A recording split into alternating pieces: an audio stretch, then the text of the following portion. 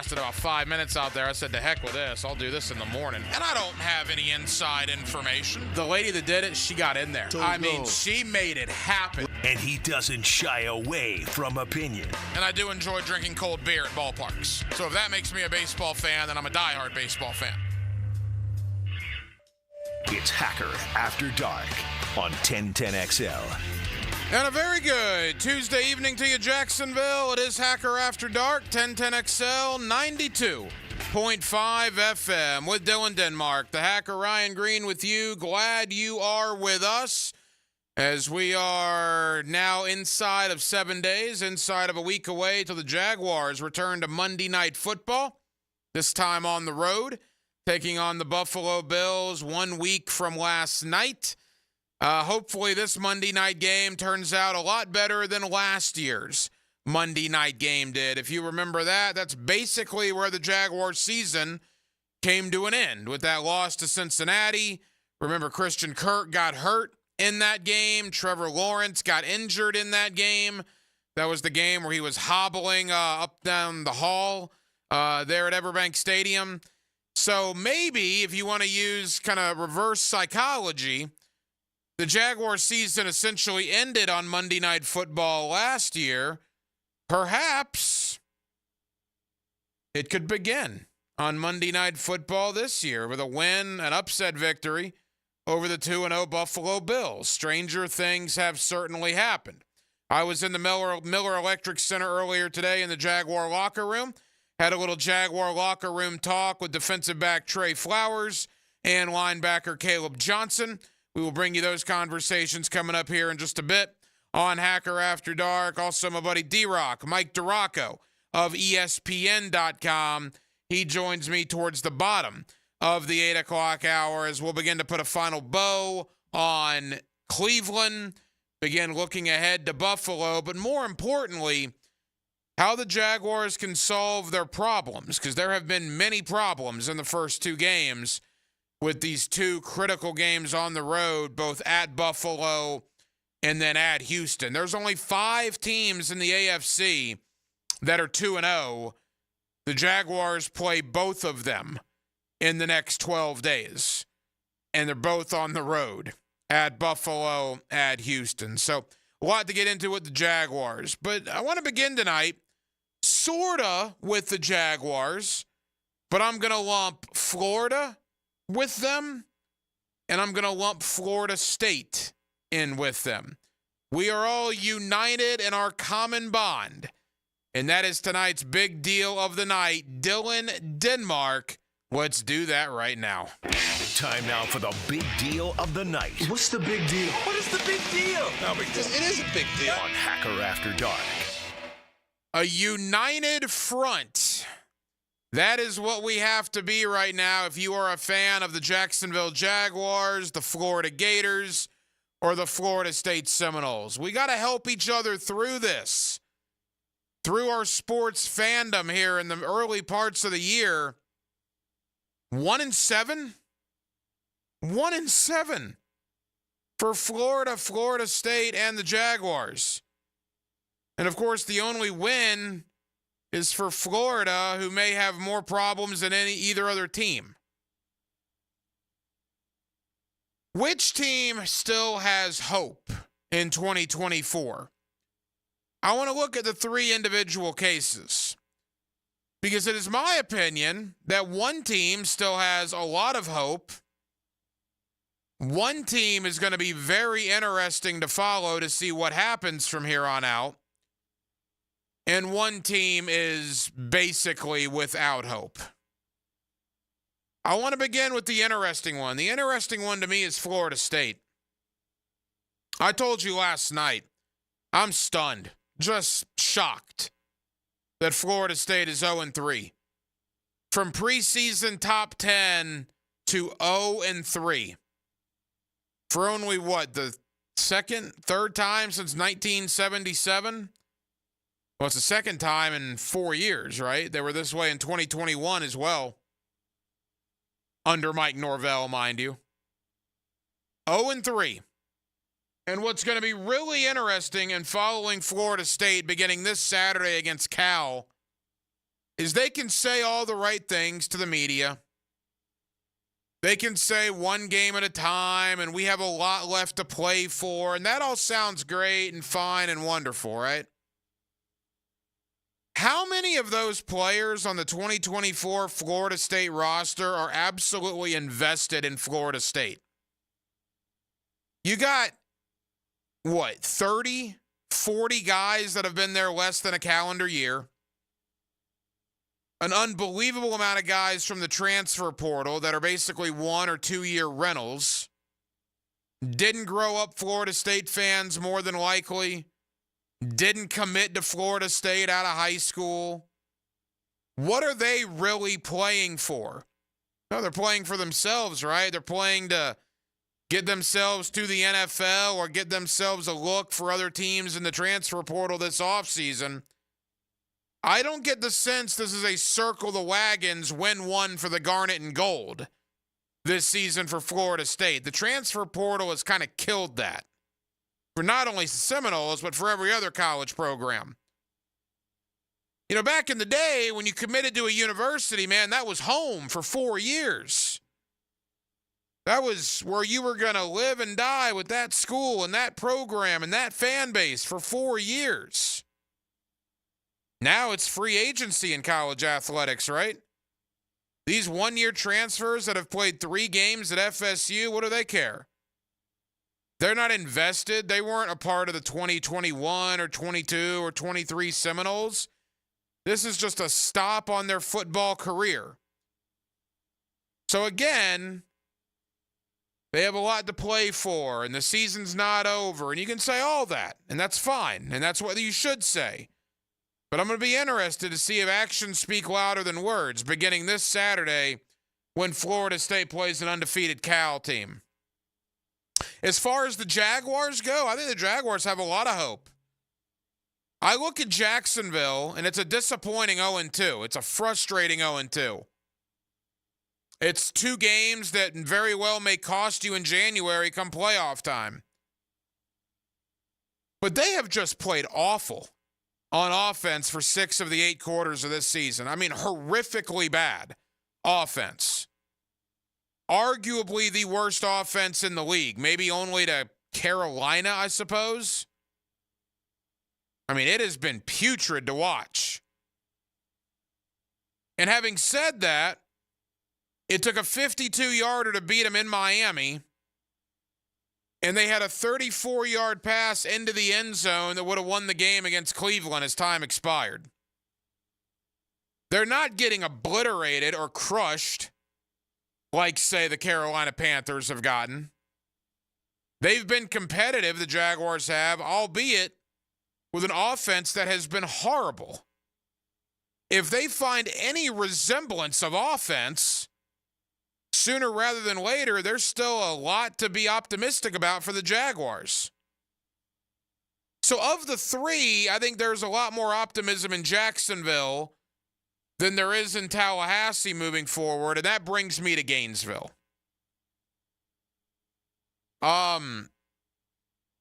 It is bad in Gainesville right now. They're not any good.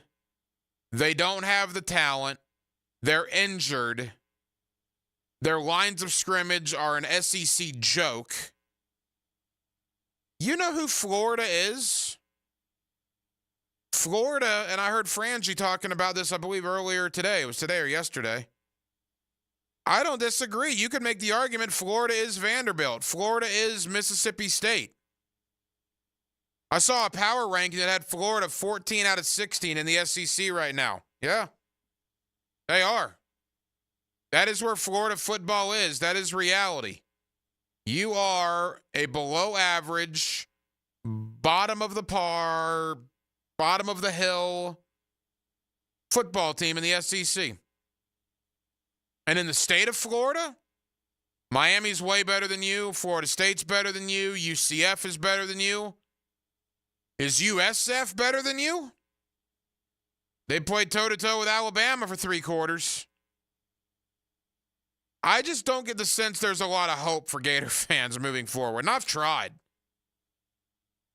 If you don't beat Mississippi State this weekend, I don't know what else to tell you. And I'm already not telling you very much. I had Florida at 7-5. That's nonsense. They're not going to get anywhere near 7. This legitimately may be their easiest game remaining on their schedule at Mississippi State. Because after that, it's UCF, Kentucky, Tennessee, Georgia, Texas, LSU, Ole Miss, and at Florida State. This legitimately could be the easiest game left on Florida's schedule. I just don't see a lot of hope for the Gators. So to summarize, again, Florida State, Florida, the Jaguars, we are all united. What doesn't kill us makes us stronger as sports fans. A combined record of 1-7. Florida State, you've gone from preseason top 10 to 0-3. Florida, you went from telling yourself you actually had a shot against Miami and A&M, now waiting for that breaking news alert that's going to get Billy Napier fired. And Jacksonville, you went from thinking playoff contender, a lot of money spent on this offense, to can we just functionally do something on offense in 8 quarters? It has been a fall from grace, particularly for Florida State and Jacksonville, and it has been a hard dose of reality for the Florida Gators. But again, Jacksonville, I think there's a lot of optimism left. Of the 3, you should be the most optimistic. Florida State, I'm very interested. I'm very interested about the transfer portal guys. Will they play for that university? Will they play for the Garnet and Gold? Will they circle the wagons and rally after an 0-3 start? Or these one-year rental guys in the transfer portal, could they care less and they're just waiting to get to their next destination? We'll find that out pretty quick. And Florida, I wish I had something for you. I got nothing. And that's not good in the line of work I'm in. I guess the only thing I got for you is maybe we'll see more DJ Lagway.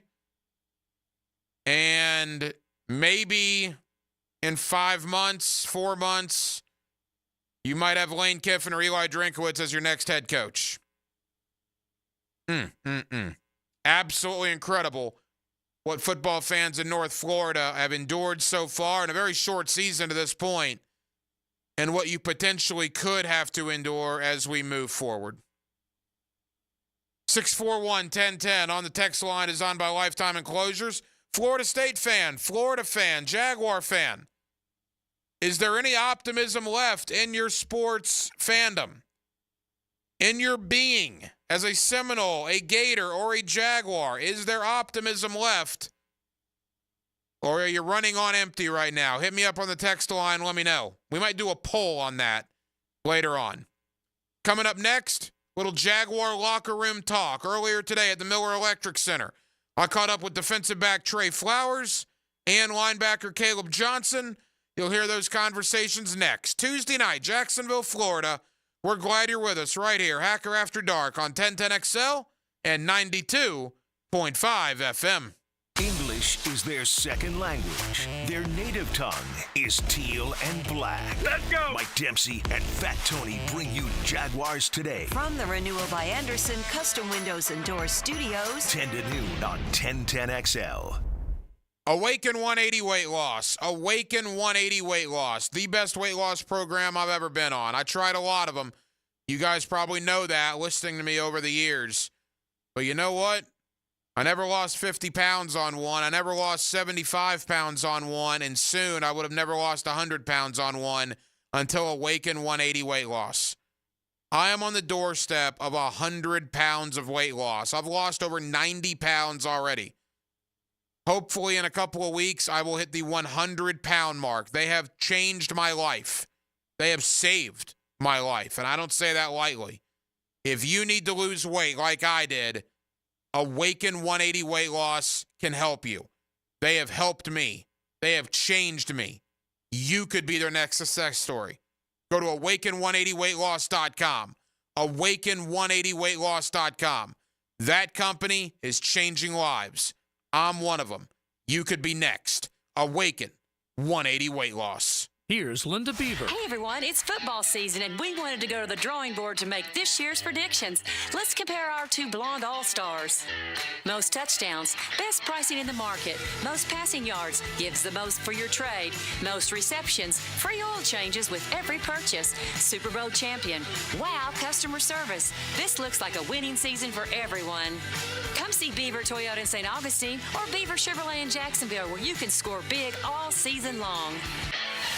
I'm here with Danny Van Sickle, Director of the Electrical Training Alliance. Danny, tell me about your program. Hey, Rick, we're a 5-year electrical apprenticeship. Our students start out making over $40,000 a year, and right now graduate making over $90,000 a year, including benefits. There is no tuition or no student debt. You just have to apply and get accepted. Did you say no tuition and no student debt? You heard that right, Rick. Once you're accepted to the program, your only cost are the books and the course fees. About $800 a year. That sounds like an amazing opportunity. How can I learn more? Just go to etajax.org, and you can apply there. Apply by November 7th. Hey, sports fans, it's Hayes Carlyon for MyBookie. Football is back.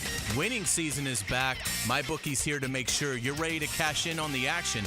This season, MyBookie is pulling out all the stops with incredible promotions like weekly risk-free boosts on Thursdays, where you can bet without a sweat. If your bet hits, you win big, and if it doesn't, forget it. MyBookie will refund your wager. But that's just the beginning. MyBookie is giving away hundreds of thousands in prizes with their Super Survivor and Squares contests. Get your entries in now for a shot at huge cash rewards. For a limited time, they are bringing back the double deposit bonus when you're ready to get started. Use my promo code 1010XL to claim a bonus that doubles your money on your very first deposit with promo code 1010XL before you even place a bet. Remember, exclusive giveaways and bigger rewards. MyBookie is the lock of the century.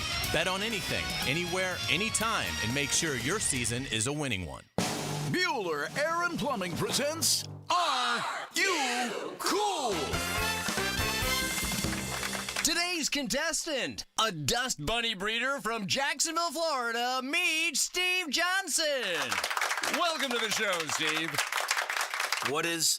It's great to be here, Alex. Yeah, you don't have to answer it in the form of a question, Steve. What is this game show? See, that's another question. Are you going to ask me about air conditioners? Yeah, okay. How about we just send the Bueller guys over and you can annoy them with all your questions? Johnny? That's right, Steve. Bueller Air and Plumbing can answer all your air conditioning questions, repair options, replacement models, and how to make your AC last longer while saving electricity, making sure you are cool. Where is the parking lot? You're killing me, Steve. Stay cooler with Bueller.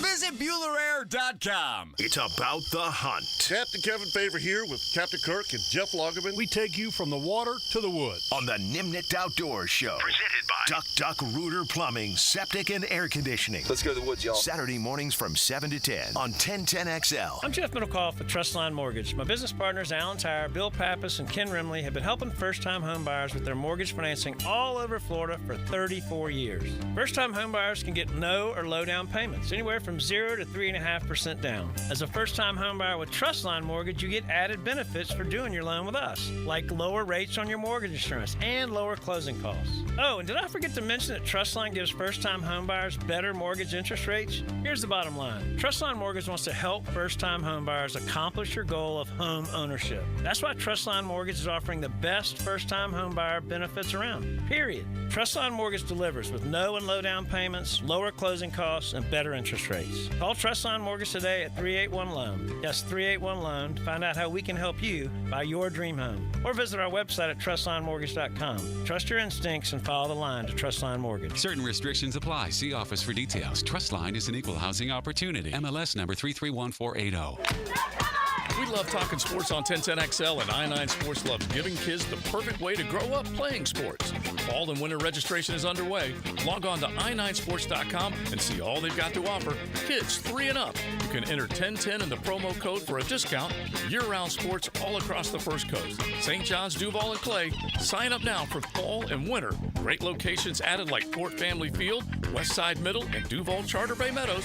It's all online at i9sports.com. Hey folks, this is Dave Benyon with my son Ammon here from Zero Res. Ammon, you've been cleaning air ducts for a while now. What are some of the reasons customers might consider getting their air ducts cleaned? There are many reasons. Many times, people suffer needlessly from poor indoor air quality produced by the conditions in their air system. Construction dust, the presence of bacterial growth, and years' worth of buildup all come together to make your air ducts a pretty gross place. If you suffer from allergies, have recently moved, recently remodeled, or have never had your air ducts cleaned, then now is the best time to call. By calling Zero Res, you'll have the peace of mind of knowing that you called the best of the best. Our state-of-the-art truck mount system and top-of-the-line service representatives simply can't be found anywhere else. Google Zero Res and read thousands of 5-star reviews. So what kind of deals can I expect? Just mention that you heard us on the radio, and we'll give you $100 off your air duct cleaning. Wow, that sounds like a pretty great deal. Remember, folks, Zero Res, spelled forward or backwards, it's the right way to clean. Zerorez.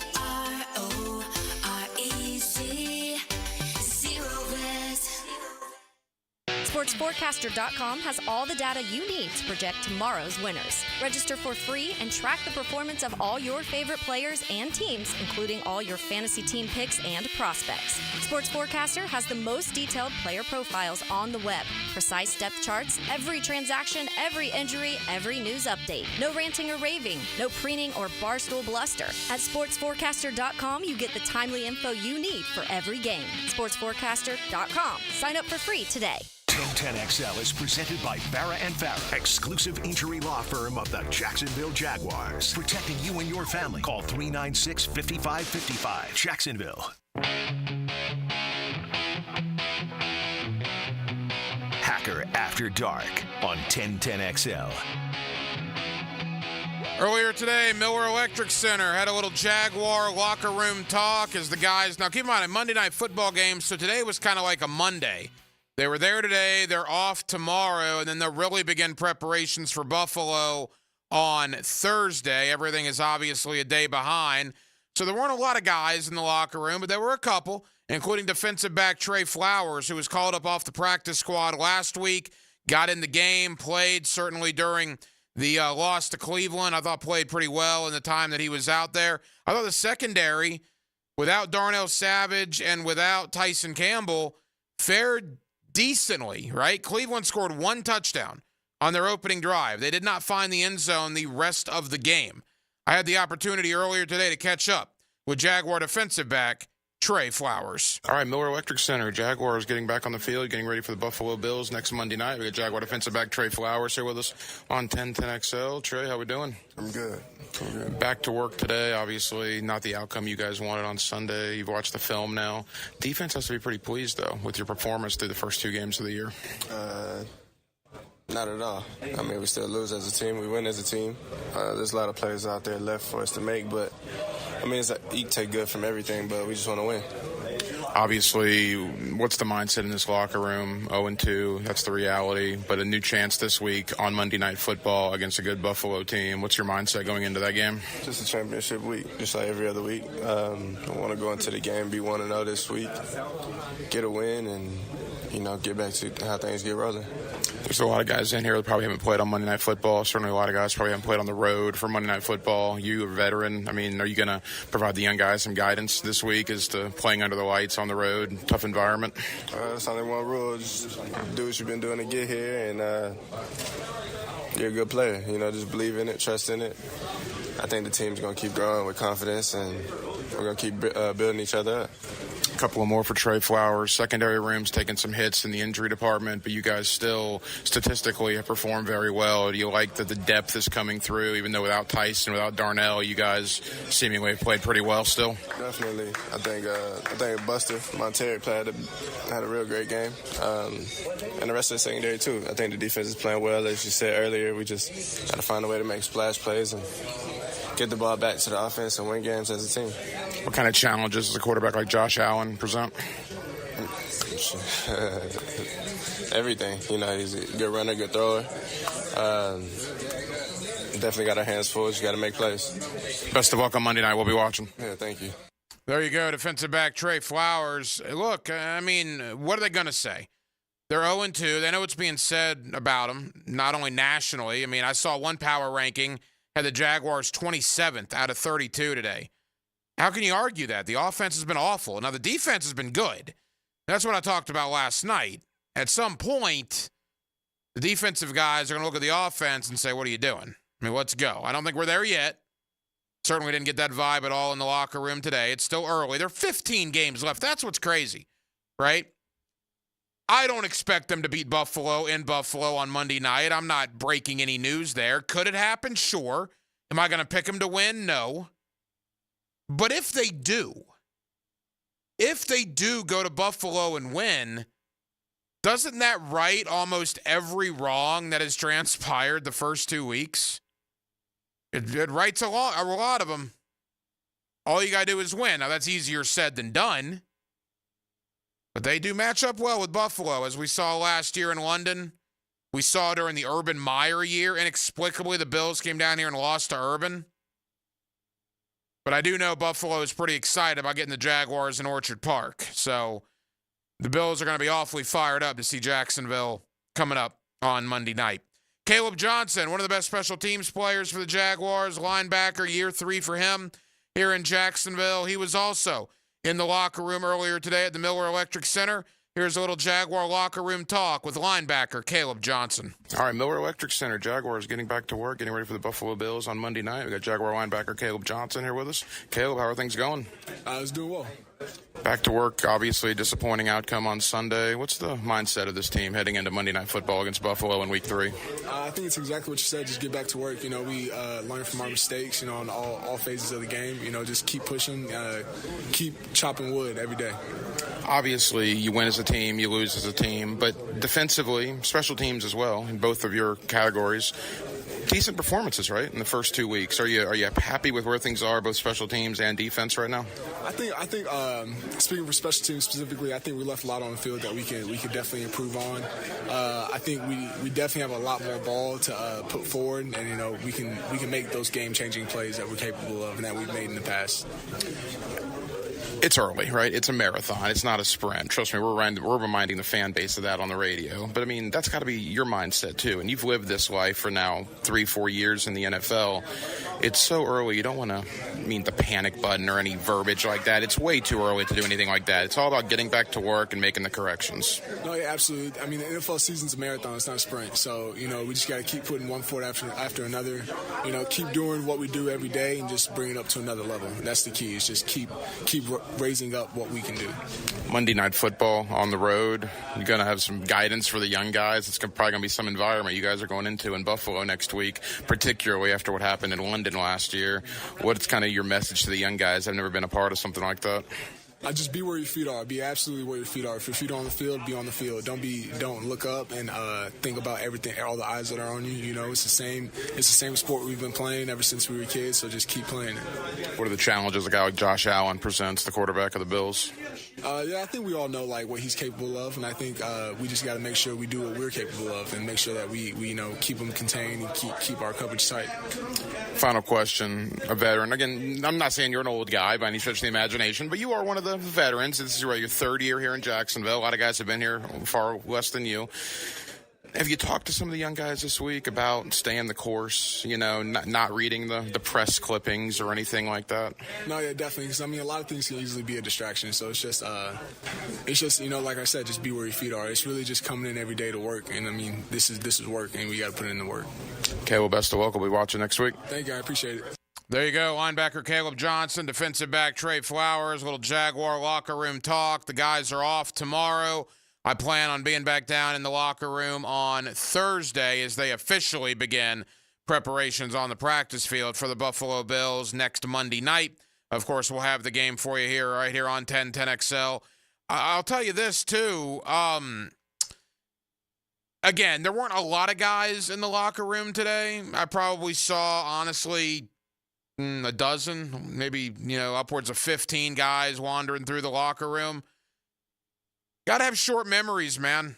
I know we're dwelling on everything that transpired and every play, and we watch the all-22, and we do all this stuff about this play and that situation and this situation, and I love it. And we do it every night, and the fans, you guys do it, and it's what makes the world go round for us. Players can't think like that, man. They're already on to Buffalo. They're on an airplane in 5 days to travel to Orchard Park, and they got to figure out a way to not go 0-3. Exactly. So the season, man, once it starts, it just rolls downhill. So Cleveland's in the rearview mirror. It sucked. There's not a thing on this earth you can do about it except learn from it, get better on the practice field, and go out there and try to beat Josh Allen and the Buffalo Bills. A Bills team that's a little banged up. They got problems at linebacker, potentially problems in the secondary. But the Jaguar offensive line's got 6 days to figure out how to block Von Miller, Gregory Rousseau, and Ed Oliver. Got to figure that part out. Because if you don't block Von Miller, Gregory Rousseau, and Ed Oliver, we can break down every X's and O's on planet Earth. It's not going to matter. Offensive line, you got to play better. That is just the bottom line. 641-1010 is the phone number on the text line designed by Lifetime Enclosures.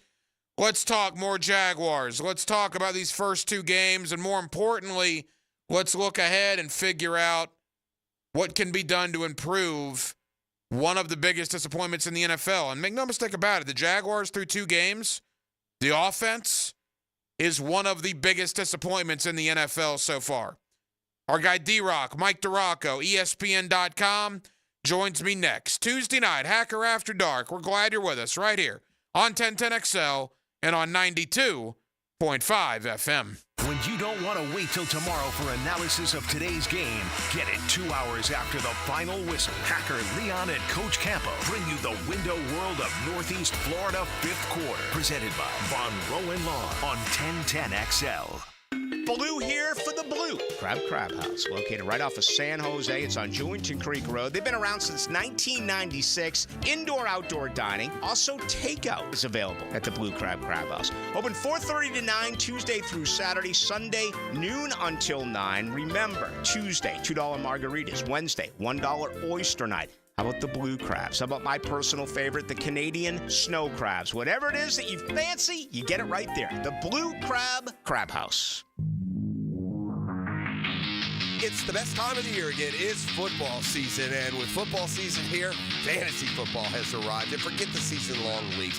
Underdog Fantasy and the Underdog Fantasy app is the way to go. I've been playing it now for almost a year, and it is just suits me to a T. First of all, it's simple, right? Just choose higher or lower on statistical projections or compete against others in player-v-player fantasy games. Either way, there's so many options. There's research there on the site. It's easy to use, and right now, you can get a little bit extra. That's right. Go to the mobile app or UnderdogFantasy.com. Sign up with the promo code PROSSER. They're going to give you a special to use on your first contest and a deposit offer. That's Underdog Fantasy, promo code PROSSER, and claim your new customer offer. Do it right now, plus a first-time deposit offer of up to $1,000 in bonus cash. Got to be 18 or over, got to be present in the state where it's played, and call 1-800-GAMBLER or visit ncpgambling.org if you have a problem. Electricians, innovators, and tech enthusiasts, listen up. Miller Electric is shaping the future, and we want you to be a part of it.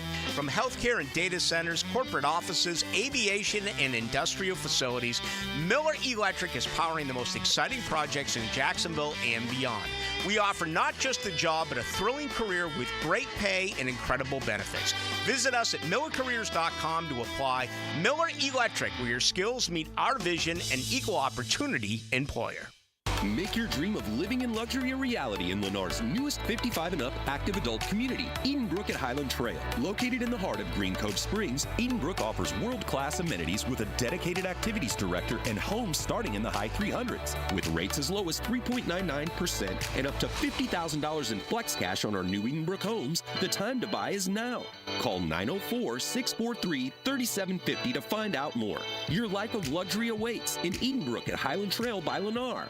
Brackish Vodka, the official vodka of UNF Athletics, 100% made in Jacksonville, is available at all local liquor stores. Visit Browdy's, Total Wine, ABC, Shores, Golden, Sahara's, Golden Ox, and more. Drink our gluten-free San Francisco Spirit award-winning vodka and see why it's the smoothest vodka you can buy. When you drink Brackish Vodka, you support all of our local employees, and all the money stays in Jacksonville. Drink Brackish Vodka and live life slightly salty.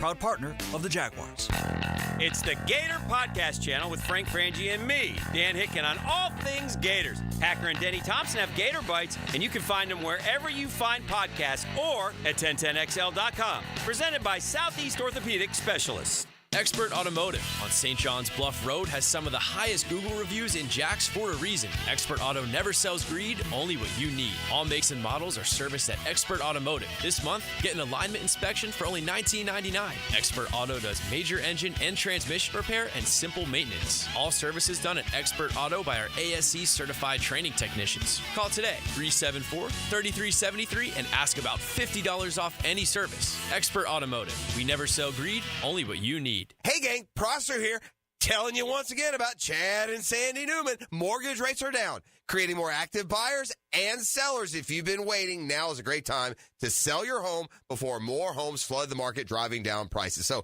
maybe you want guaranteed no-hassle home sale, but don't want to give up hard-earned equity to do it.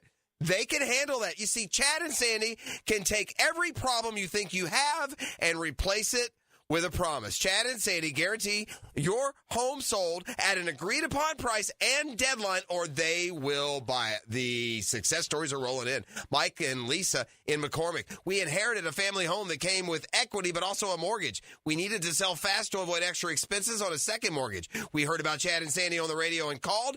Everything they say on the radio is true. The home sold in 3 days for full asking price. Call Chad and Sandy today, 904-414-6200, or go to chadandsandy.com. That's Chad, ANDSANDY.com.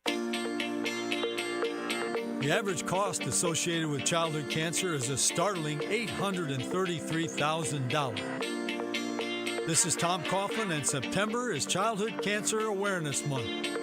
Help the J Fund raise awareness to help our neighbors and community members tackling this devastating disease. Visit tcjfund.org/September for more information. 1010XL is presented by Farah & Farah, exclusive injury law firm of the Jacksonville Jaguars. Protecting you and your family. Call 396-5555. Jacksonville.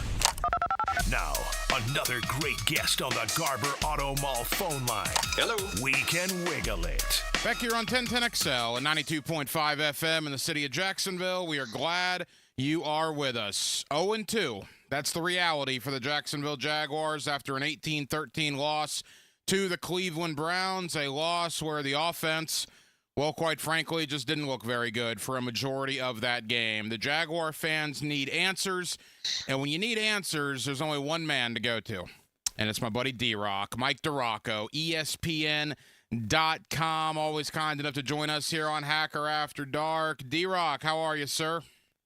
I'm well, Hacker. How are you?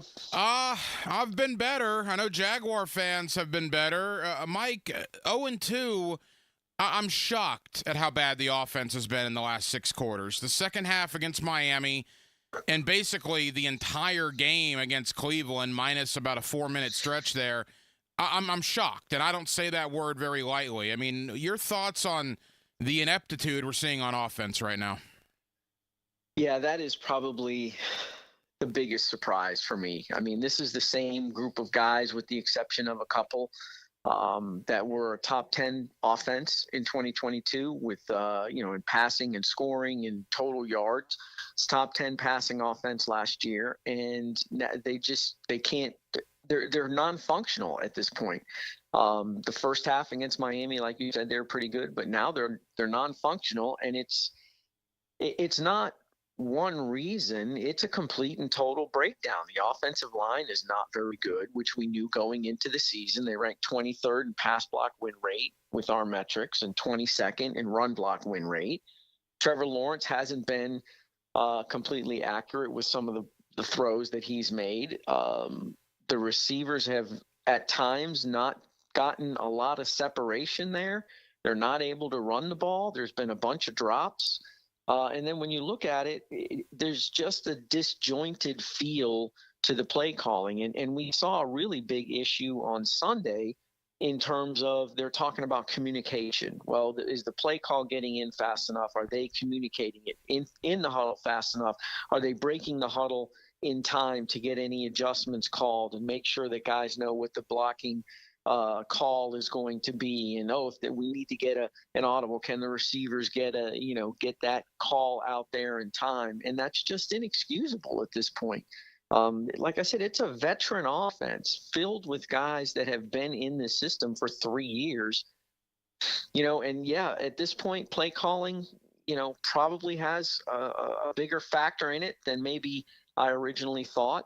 But when things are not going well in terms of the functionality of the plays and the execution, you are hamstrung a little bit from that standpoint. But it's a complete and total mess. And Trevor Lawrence summed it up pretty darn well after the game. We suck right now.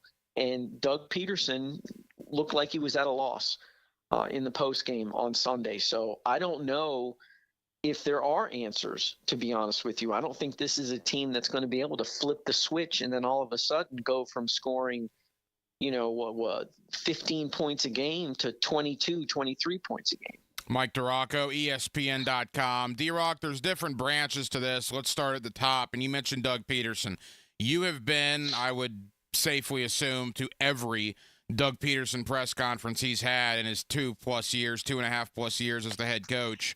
He did look like he was out of answers. And I go back to last week. I used the term salty. He seemed like he was a little salty towards the media with some of his responses last week. He almost looked like a deer in headlights on Sunday. I mean, where do you think Doug Peterson is right now in this whole situation? I think he's stunned because of what I said, that this is a group that's been in the offense for 3 years. This is a group that understands the play calls. This is a group that understands what they're trying to do, and they just can't get it done. I mean, look, we knew this offensive line was going to be a problem this year. We did. Let me rephrase that. We, as in those outside the franchise, knew this offensive line was going to be a problem this year, but they believed in the group that they brought back. And if you've watched this team the first 2 games, it's been awful, just absolutely awful. And the sack, here's the problem. It's complete breakdowns on the offensive line everywhere. I mean, the sack in the end zone for a safety, well, that's because the defensive tackle split the double team between Ezra Cleveland and Mitch Morse, which shouldn't happen. But he just can't figure out why they're not executing when they all understand what they're supposed to do. It's certainly a problem. There's no doubt about that. And that goes to Balky, right? Now, this makes me look bad because I've proclaimed myself one of the presidents of the Trent Balky fan club. I thought Balky had a great offseason, other than the Calvin Ridley situation, which, by the way, and we'll get to this, if they re-sign Ridley, they don't draft Brian Thomas, which is certainly an aspect of this, which we'll get to in a moment. But I agree with you on the offensive line. That was the one question about Balky's offseason. And you mentioned Cleveland and Morse right there getting split on that safety. Well, there's your big offseason acquisition, Morse, and the guy you re-signed and traded for last year in Cleveland. That is not a good look for the Jaguar general manager. No, not at all. And we know that even going forward, they're going to have some massive issues to figure out too, because all of a sudden Anton Harrison in the first 2 weeks hasn't played well. And we thought he was going to be a guy that developed into a really good offensive lineman and thought that they would be moving him to left tackle next year. Well, he looks worse than he did as a rookie at times, to be honest with you. So the right guard, Brandon Sheriff, they brought him back, and you're going to have to replace him next year. You're going to have to find a right tackle, because it doesn't look like if Walker Little can't beat out Cam Robinson the way Cam Robinson is playing, then there's no reason to bring Walker Little back next year either. So you may have to replace 3 starters on that offensive line next year. And that's just a tough ask. But yeah, look, offensively, they have the playmakers. The quarterback can function in this offense. Has he played well? No. Did he play well the first half of the Miami game? Absolutely. But the bottom line is, he's had some issues, but the bigger issue is the offensive line, and the receivers have had a bunch of drops. I mean, I think Christian Kirk had another drop yesterday. Parker Washington had a drop.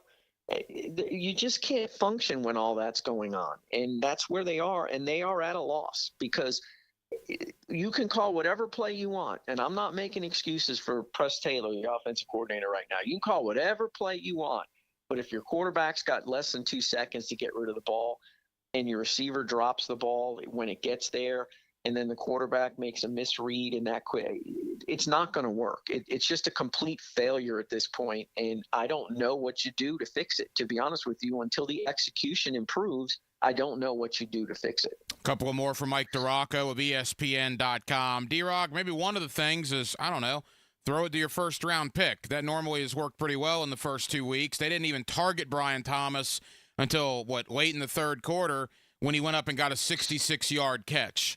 Why are they not throwing him the ball? Yeah, I think it's all of the things that I mentioned before.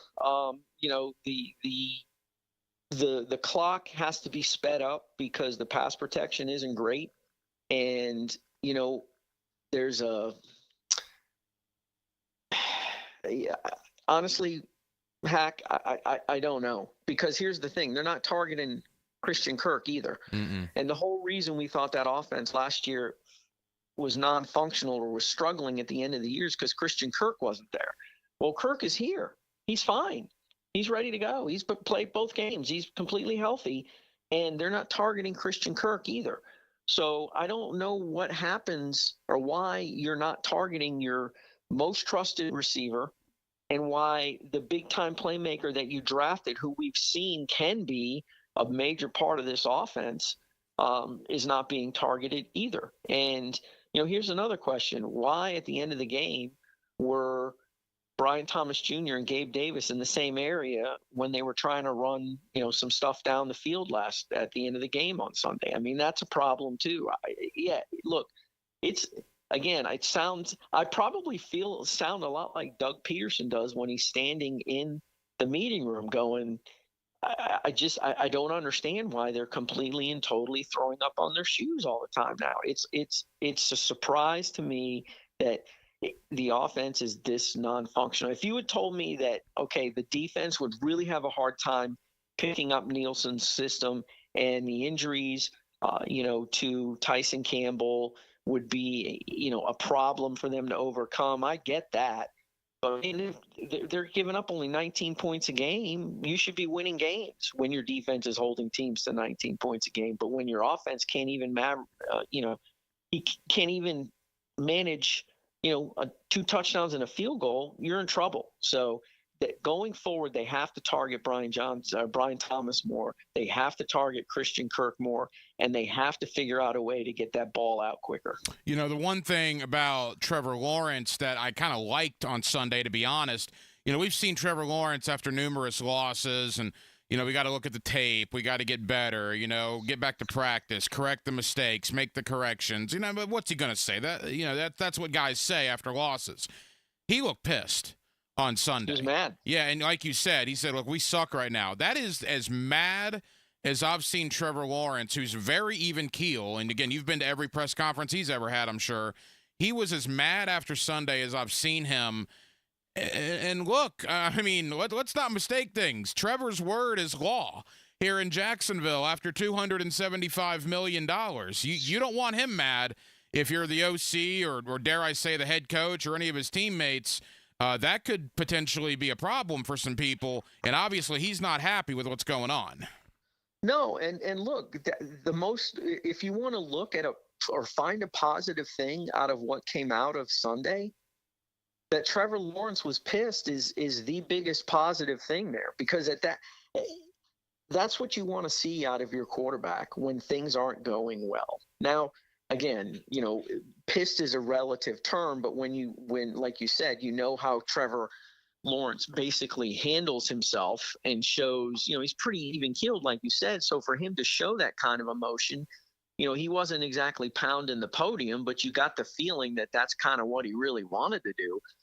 Maybe that's the catalyst to get some stuff fixed and to shake these guys out of the malaise that they've been in over the last 6 quarters. Now, we'll have to figure it out, or we'll have to wait and see if they figure it out, because, not playing until Monday night in Buffalo, that's a tough environment for them to play in. But you would want to you would want to have seen Doug Peterson maybe a little bit more angry than he was in that post game.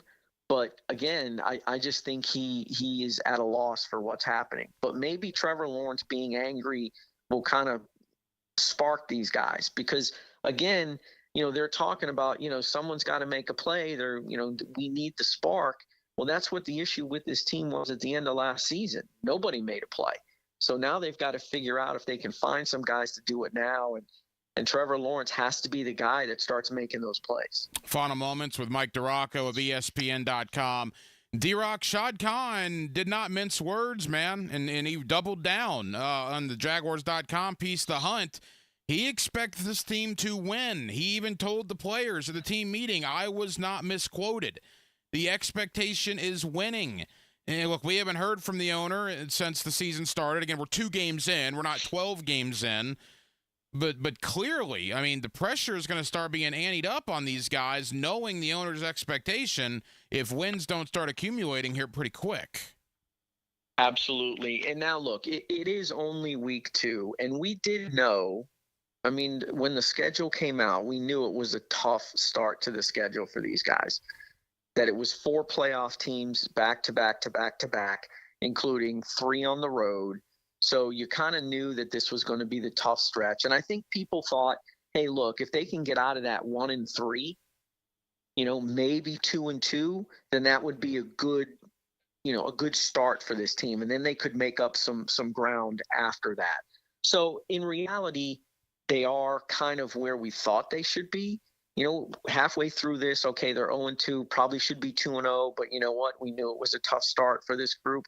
But it's the way that they've looked that has sort of ramped up the disappointment and the frustration for these guys, and that, hey, look, they think they should have won both games, and they really should have. But they have to start winning games. I mean, look, you put yourself into this position, so, you have to find a way to get out of it, because if not, look, the Texans last night, or on Sunday night, looked fantastic. There's no question in my mind that they are the best team in the AFC South and one of the best teams in the AFC, and the Jags have a pretty significant gap to make up. But there is time, and you just never know what happens in the season. If I go back to 2022, we thought that they were not very good at all, and then they turned it on in the second half of the season and managed to win the division. Look, I think thinking about winning the division at this point is a little ridiculous, but there's still time to get back into the playoff race. And if they make the playoffs, then I think that that's accomplishing what Shad Khan said. But if they don't make the playoffs, then you got to wonder if there's going to be significant changes coming down the pipe. Mike, we got to go quick, 60 seconds here. The defense has played pretty well, quite frankly, in the last 2 losses. They probably should be 2-0 based on the defensive performance. Any issues in that locker room moving forward if the offense doesn't get it together pretty quick? Yeah, I think there would be. At some point, the offense is going to have to sit there and stand up and answer to the defense. And it could get pretty pointed. Now, that's a really good locker room. The leadership in that locker room is really good. There shouldn't be any finger pointing at this point. And, even when the defense comes up and says, hey, look, you guys aren't holding up your end of the bargain, I don't think it'll turn into an ugly situation like we saw maybe back in 2016, 2018, 2019 kind of thing. I don't think it'll get to that point because, like I said, it's a really good locker room, a lot of character guys in there. But at some point, the message has to be sent to those offensive players from the defensive guys. You're not holding up your end of the bargain here. Let's go. Pick it up. D-Rock, Mike DeRocco, ESPN.com. Mike, tell us what's coming up on ESPN.com as we look forward to Buffalo next Monday night. Yeah, I've got a big Trevor Lawrence story supposedly running on Saturday, I believe, Saturday or Sunday, leading up to the Monday Night Football game. That's changing a little bit, sort of the direction that I was going to go with it. But, it's a piece that I've been working on for about a month or so. So I'm looking forward to that running and, obviously looking forward to figuring out what these guys are going to say the rest of the week to see if they can solve what's going on. Mike, I know you're busy. Thank you for taking time out for us, brother. We certainly appreciate it. I'll see you in the locker room later this week. Thanks for having me, Hack. Appreciate it, bud. Someone's going to win a tailgate combo pack from Southern Steer Butcher, valued at $100, and it could be you. Yes! Every month you'll have a shot at a Corona tailgate tent with a cooler, chair, and a collectible football. It's the ultimate tailgate. Enter at 1010XL.com. Now you can watch 1010XL shows all day on X, Facebook, and YouTube. Brought to you by MyBookie. Experience Vegas from the comfort of your phone anytime, anywhere. Sign up today. Use promo code 1010XL. Arrested? Got traffic tickets, DUI, license problems, gun charges, drug charges. If you've been charged with any crime, call me, criminal defense attorney Malcolm Anthony, at 285-4LAW. That's 285-4LAW. Hello, First Coast. I'm sure by now you have seen our bright green GFL trucks and containers throughout the greater Jacksonville area. We're an industry leader in solid waste and would love the opportunity to earn your business. We're committed to customer service, reliability, and have an unwavering focus on safety. Whether commercial or construction, let us haul your waste away.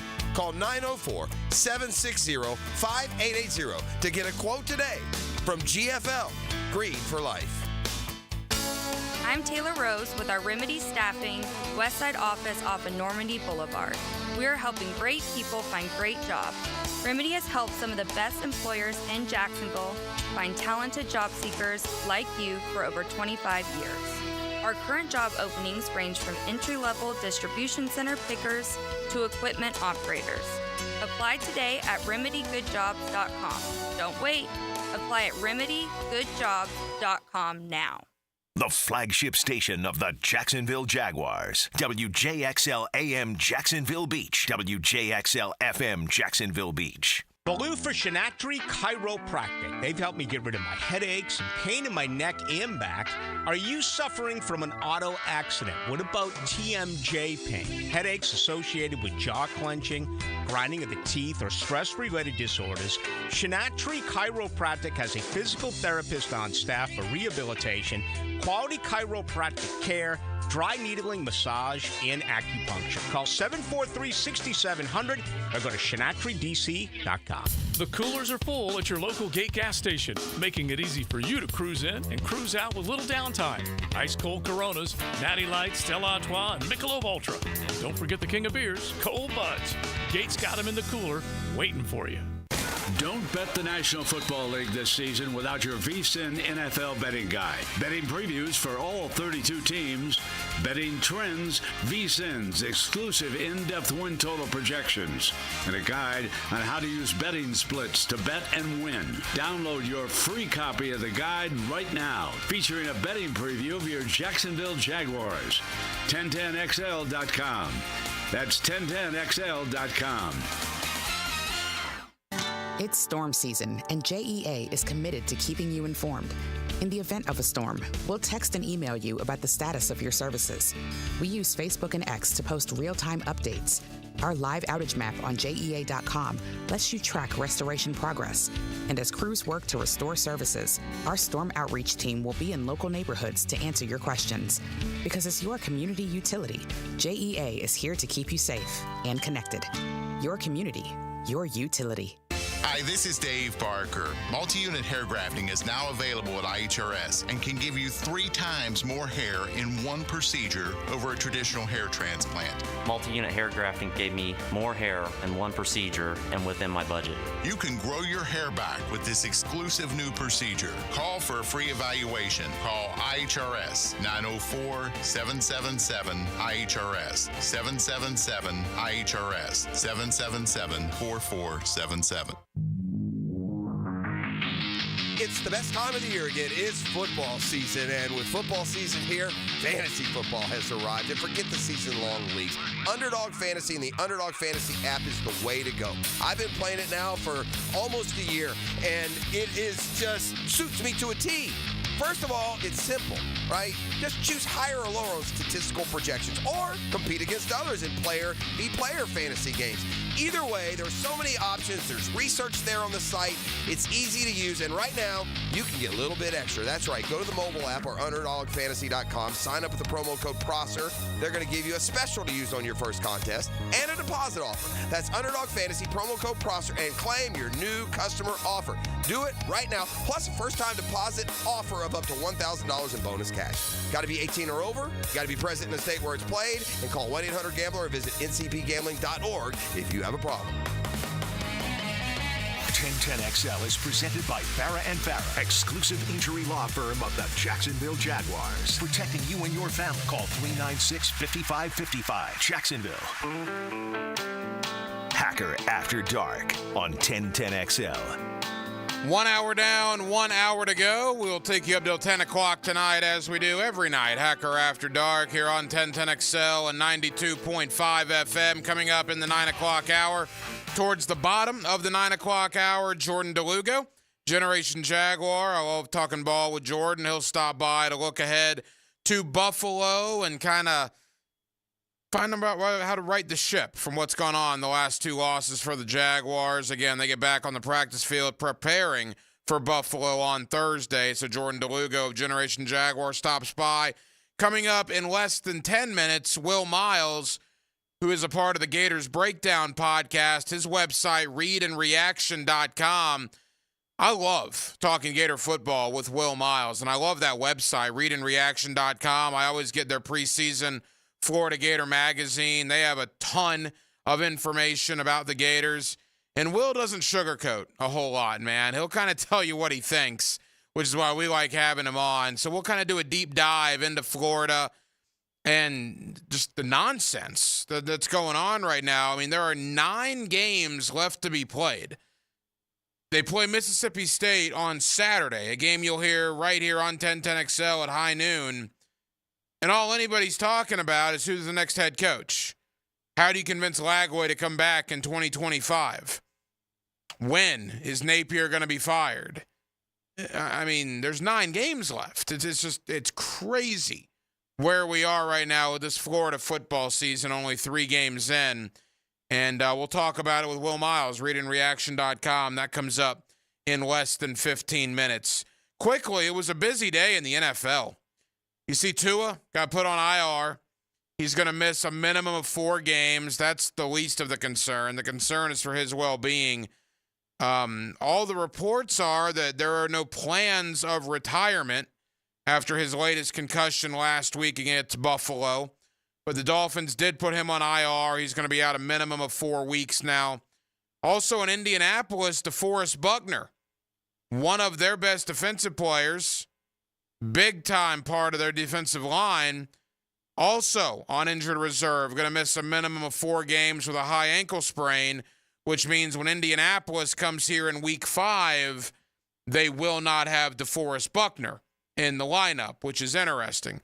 And we obviously, the Bryce Young benching yesterday in Carolina, Andy Dalton named the starter as the number 1 pick in 2023, is sent to the bench by Dave Canales, and only his 3rd game coming up as the Carolina head coach. So there's a lot of stuff going on in the NFL, a very busy week. But those 2 pieces of information, Tua on IR and DeForest Buckner on IR for the Dolphins and the Colts, respectively. Again, Jordan DeLugo, Generation Jaguar, bottom of the hour. Coming up next, into the college game, down to the University of Florida. What a weird scenario going on for the Gators. 9 games left. Nobody cares. All anybody's talking about is when's Napier going to be fired and who's going to be the next head coach. What do we make of it? Where do we go from here? What are the next 9 games going to look like? Will Miles, Read and Reaction, also part of the Gators Breakdown podcast. He's next. Tuesday night, Jacksonville, Florida. We're glad you're with us right here on Hacker After Dark. He's fearless in the face of danger when entering enemy territory. What is your mission? Get insights and interviews from Jags beat reporter Hayes Carline when he takes you behind enemy lines. Brought to you by Pella Windows and Doors on 1010XL. Blue here for the blue. Crab House, located right off of San Jose. It's on Jewington Creek Road. They've been around since 1996. Indoor-outdoor dining. Also, takeout is available at the Blue Crab House. Open 4:30 to 9, Tuesday through Saturday. Sunday, noon until 9. Remember, Tuesday, $2 margaritas. Wednesday, $1 oyster night. How about the blue crabs? How about my personal favorite, the Canadian snow crabs? Whatever it is that you fancy, you get it right there. The Blue Crab House. Are your toilets flushing slow? Shower drain starting to back up? Bad smells? These are all major signs that your septic tank needs to be pumped out. Call DuckDuckRooter to schedule today. The EPA recommends you get your septic tank pumped out every 3 years. Call now if it's due. 904-862-6769. DuckDuckRooter is Northeast Florida's only master septic contractor that is fully insured. See our Google reviews. Visit DuckDuckRooter.com. 904-862-6769. Veterans, did you know VA mortgage rates have plummeted and you can now access up to 100% of your home's equity and turn that into cash right now? Hey, it's Roger Moore, President and CEO of Loan Pronto, announcing our VA Equity Advantage program. This VA offer can get you $50, $70, $100,000 cash out with no junk fees and no hassle. With APRs in the 5s, you can pay off all those credit cards, personal loans, car loans, and get one easy-to-manage payment. Veterans we help save on average $850 per month. And listen, if you're a veteran with a current mortgage rate over 6.25%, we can do a streamlined refinance with no income verification and no appraisal, saving you hundreds a month. At Loan Pronto, we respect what you've done for our country, and we show it. Call now and ask about our special VA Equity Advantage program. 904-999-1508. 904-999-1508. LoanPronto.com. 904-999-1508. Equal housing lender. NMLS 166-1781. Subject to lender approval. NMLS ConsumerAccess.org. Wake up. Breakfast. And Nature Made vitamins. Whatever your morning sounds like, Nature Made fits right in. Whether you're looking for vitamin C or a multivitamin to get key nutrients, we've got you covered. Now that's a good morning. We take care of you so you can take on your day. Start your day with Nature Made, the #1 pharmacist-recommended vitamin and supplement brand. Based on a survey of pharmacists who recommend branded vitamins and supplements. He played in the first great era in Gators football history. Now he gives his take on today's swamp storylines. Former Gator Chris Doering joins Dan and Jeff on the Drill Tuesday morning on 1010XL. Brought to you by the personal injury attorneys of Farah and Farah. If you've been injured in an accident, you have one shot at compensation. Make it count.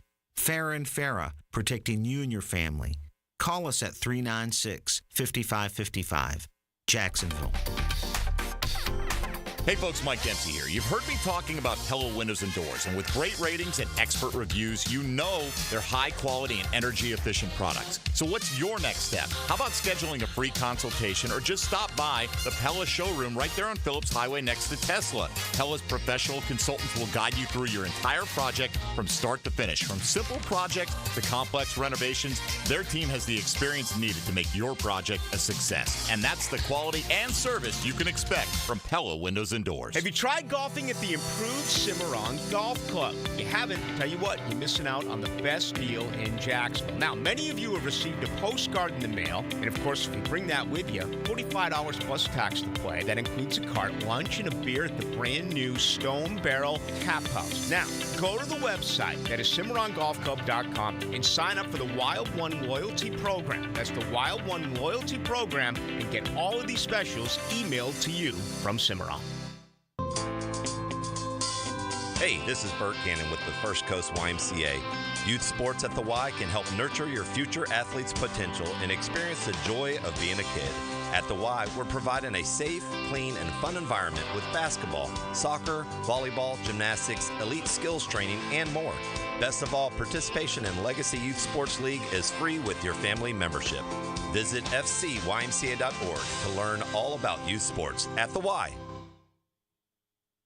Hear the Florida Gators all season on 1010XL. Brought to you by Renewal by Anderson Custom Windows and Doors. Proud partner of the Florida Gators. And by Farrah and Farrah, exclusive injury law firm of the Jacksonville Jaguars. Hacker here, and I've got something to celebrate. Honestly, I never thought I'd be able to say this. I'm on the countdown to dropping 100 pounds. Yes, sir. 90 pounds already, thanks to Awaken 180 weight loss, and I'm just 3 weeks away from hitting the big 100. The best part? I'm reaching that 100 mark in months, not years. Life-changing and life-saving. No doubt about it. I had pretty much given up on trying, but now I'm going to be here for my son, my wife, my family, and most importantly, for myself. I'm living my life to the fullest, and I didn't know just how easy it was to make happen with Awaken 180. When I hit that 100-pound mark, we're going to celebrate big. I'll keep you updated every week as I get closer, and you can even join in on the celebration. Details to come. In the meantime, pick up the phone and make your own 180. Call 844-346-1800 or online at awaken180weightloss.com. 1010XL is presented by Farrah and Farrah, exclusive injury law firm of the Jacksonville Jaguars. Protecting you and your family. Call 396-5555. Jacksonville. Now, another great guest on the Garber Auto Mall phone line. Hello. We can wiggle it. Back here on 1010XL and 92.5 FM in the city of Jacksonville, we are glad you are with us. The Gators and the Mississippi State Bulldogs, Saturday high noon in Starkville as Florida hits the road for the first time this year. Maybe that'll be a good thing. 1-2 at Ben Hill Griffin Stadium, including 2 blowout losses to Miami and to Texas A&M. Where does Florida go from here? What is the future of Billy Napier? All sorts of questions to be asked. Will Miles of ReadandReaction.com. He's one of our favorites when it comes to talking Gator football, and he's always kind enough to join us here on 1010XL. Will, how you doing, man? I'm doing all right, considering all things, but, there's a lot to talk about in Gator Nation. Not a whole lot of it good right now. No, it's not good. You and I haven't spoken since the season got underway. And look, it's one thing to lose to Miami and Texas A&M, both games at home. It's another to get run out of the stadium. And Florida got run out of their own stadium. They looked like they didn't belong on the field with Miami and Texas A&M. 33-20 against A&M was in no way indicative of how lopsided that game was. And Will, the fan base is angry, they're frustrated, and quite frankly, I don't blame them. Yeah, I mean, I think even worse than that, they're apathetic at this point. The fan base expects Florida to come out and lay an egg under Billy Napier, and that's kind of where I was after the Miami game. You know, you saw Florida last year in the opener against Utah lay an egg, kind of recovered, beat Tennessee, and then on the tail end, obviously lose the last 5 games of the season, which means at this point that other than the game against Samford, Billy Napier's got seven straight where we're sort of looking at it going, like, this is pretty ugly, and things have gotten ugly in Gainesville. There's no doubt about it. But I think the apathy is the stuff you have to worry about more than the anger. At least if you're angry, you have expectations. At this point, I don't know if there's any expectations anymore, and that's a scary place to be if you're the program, if you're the administrators, if you're the UAA, if you're Scott Strickland, and especially if you're Billy Napier. I just can't imagine a world where, I mean, Napier knew what was on the line against Miami. He obviously knew what was on the line against Texas A&M. And to come out unbelievably flat in both games and to perform the way they did, where they just looked inept at times, man, that's awful hard to defend. Yeah, I mean, I think it was interesting on Gators Breakdown this week. I talked about I was asked whether I thought every other drive rotation between Lagway and Mertz would be satisfactory, and I was like vehemently against it at the time. And then, of course, that's exactly what Napier trotted out. And the reason I was against it wasn't because of rhythm or those sorts of things. It was because I think that if you're a successful CEO at any level, you have to make hard decisions. And Napier wasn't giving them equal time in the way Steve Spurrier used to bring people in and out, where, you made a mistake and you get yanked, and everybody understands that's the way things work. And that's a hard decision to rip Danny Werfel out of the game, right? And you understand as the wide receiver or the left tackle or whoever that's the way things are going to go, that you're going to be evaluated based on your performance. Instead, I think this was an avoidance of a hard decision. And the reality is that if you can't make those hard decisions, you can't be a successful coach at the major college football level. And I think that's what that decision shows. And then I think the fact that his team came out flat suggests that they're not listening to him anymore, at least not in a way that's necessary to compete in the SEC. And so, it's not a matter of if at this point, it's a matter of when Florida moves on. And that's a sad place to be 3 games into the year, but that's sort of where we stand. I mean, it really is a sad place. And there were a lot of Gator fans that quite frankly thought it might have happened after A&M. I've always looked at this Mississippi State game because I believe, correct me if I'm wrong, Will, they have a bye week after Mississippi State, correct? Yeah, they do. So, I mean, if there's a time to do it, it would be then. And look, Mississippi State just got ran out of the stadium against Toledo last week. This is a bad football team that Florida is going to play. If they go to Starkville and if they lay another egg against a team that was embarrassed by a team from the Mid-American Conference, at that point, I think on Sunday we will be having a press conference. Well, but see, that's sort of the problem is Florida's a bad football team right now. If you look at offensive rankings, I usually look at yards per play. Florida's 91st and Mississippi State's 81st. Florida is now, they're 122nd in yards per play right now. They were 124th last year and 105th 2 years ago. So, you might be able to make some excuses for people on the staff if things were actually even trending in the right direction, just not as fast as you want them to. But the offense last year was sort of middle of the pack and the defense was awful. This year the offense has been bad too. So you combine the fact that the offense in 2 straight games now against Miami and against Texas A&M hasn't been any good. The defense has actually been worse than it was last year, which is almost an impossibility. And I have no idea what to expect. I mean, Mississippi State isn't a good team, but I'm not putting money on this one. If you ask me to bet, I wouldn't say that I'm going to put a bet on Florida. It might be a stay away because you don't know what to get from either team. But I mean, Florida hasn't been a good team either. So I get what you're saying. But I think people in the next couple of weeks are going to start talking about Florida like they're talking about Mississippi State. Will Miles, readandreaction.com. He's also a part of the Gators Breakdown podcast. He's with us here on 1010XL in Jacksonville. Will, the big topic last week was Mertz or Lagway or Mertz. Now at 1-2, there's not a lot of hope in sight. I was always of the opinion you start Mertz last week, and Mertz, quite frankly, outplayed Lagway, at least in my opinion, although neither one were good by any stretch of the imagination. Now I do begin to wonder if you need to put the kid in to maybe get him some experience and in hopes of getting him some rapport with some guys and trying to convince him to stick around after Napier has shown the door. Yeah, I mean, the problem is if you look at what Nebraska's done with Matt Rule and Dylan Raiola there, obviously Nebraska's been able to win, but they also have this 5-star quarterback now who can be the Pied Piper for what Rule is trying to build there. That was always sort of the vision, at least for people who asked for Lagway to play early. That was the vision, right? Is that you're not necessarily even selling wins. You're selling that you've got this guy who can play like he did against Samford. Now, Lagway was objectively awful against Texas A&M, but I sort of harken back to when Dan Mullen threw Anthony Richardson to the Wolves again in his first start against Georgia.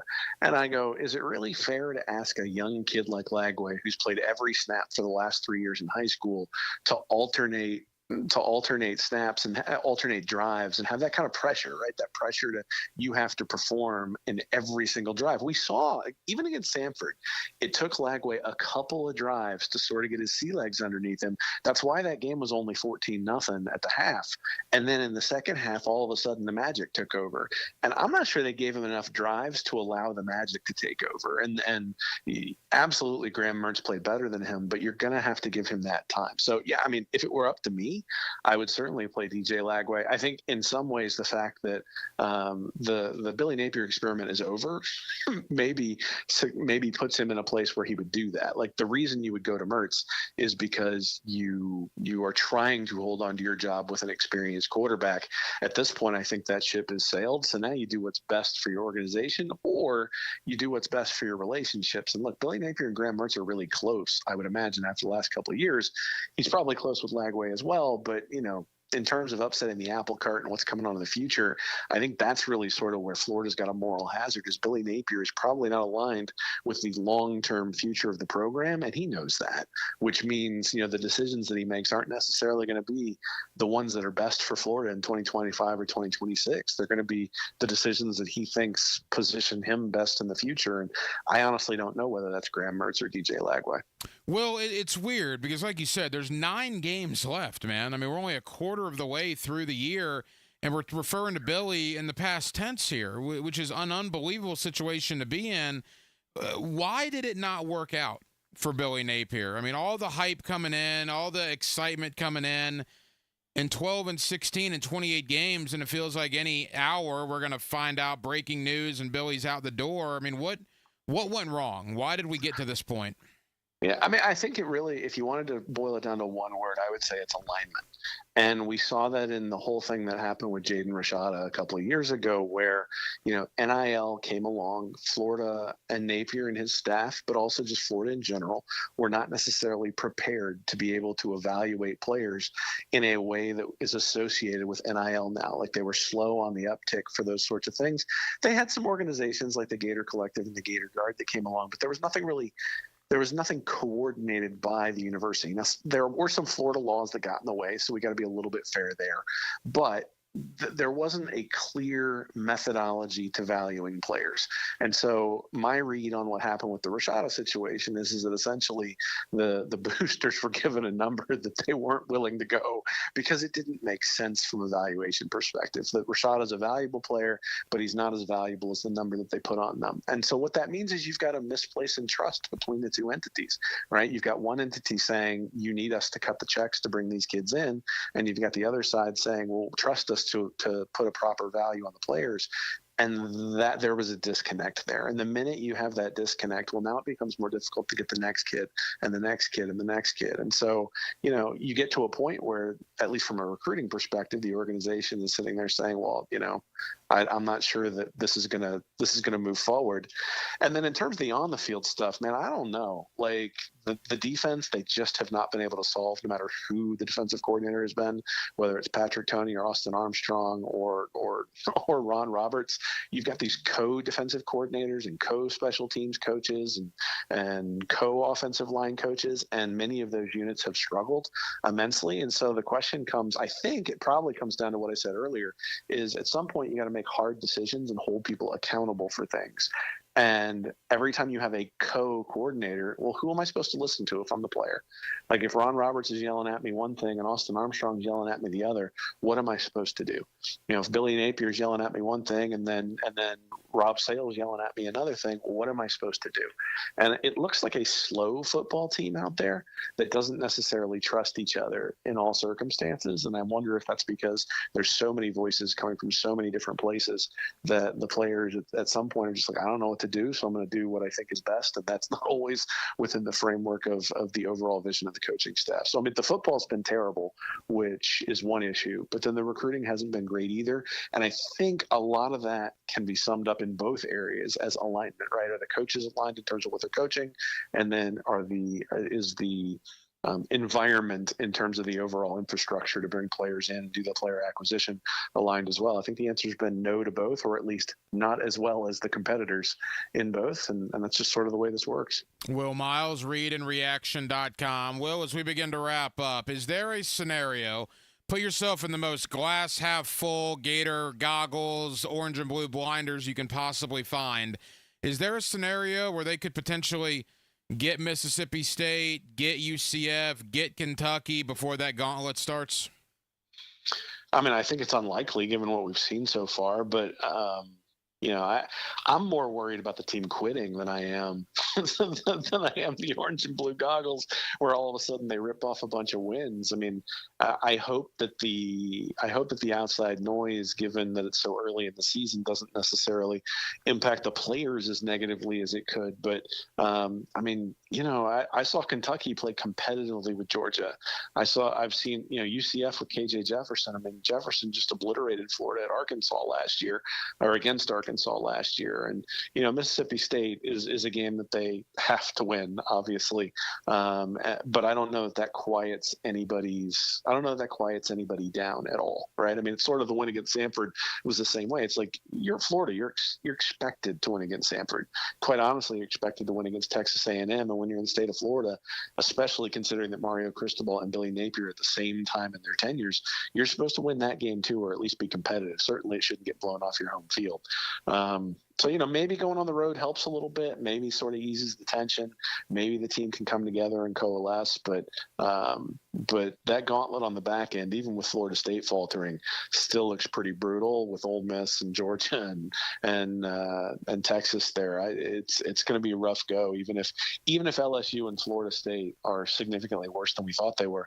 Unfortunately, Florida is as well. And so that's sort of the issue is it's not just that some of those teams will come back to the pack. It's that Florida has regressed considerably with what we've seen so far. Will, we got 30 seconds. Is the first phone call inevitably when Napier is let go? Is that first phone call to Lane Kiffin?